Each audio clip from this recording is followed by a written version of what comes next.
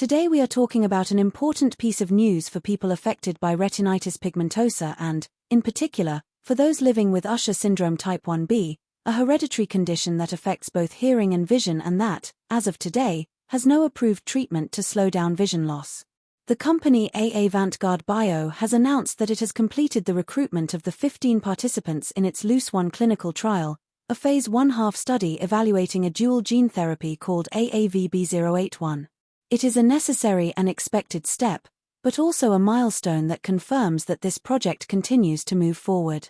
What exactly does completing recruitment mean? In a clinical trial, completing recruitment means that all the planned participants have now been enrolled in the study. This allows the trial to proceed without delays, all planned doses to be evaluated, and the full analysis phase of safety and potential early signals of benefit to begin. It does not imply positive results, demonstrated efficacy, or regulatory approval. But it does indicate that the clinical program is progressing as expected. What is AAVB081? AAVB081 is a dual gene therapy designed to treat mutations in the MYO7A gene, responsible for Usher type 1b. The MYO7A gene is too large to fit into a single viral vector, so the strategy uses two AAV vectors that carry complementary parts of the gene.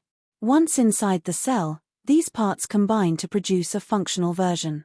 The LUCE-1 trial evaluates this therapy through a single subretinal injection in adults aged 18 to 60. Why is this news important for families? Because it confirms that research continues to advance, that the study is active, ongoing, and completing milestones, and that dual AAV technology, designed for genes too large for traditional vectors, is being tested in humans. For families affected by Usher type 1b, a condition that combines congenital deafness, balance problems, and progressive vision loss, any clinical progress is especially meaningful.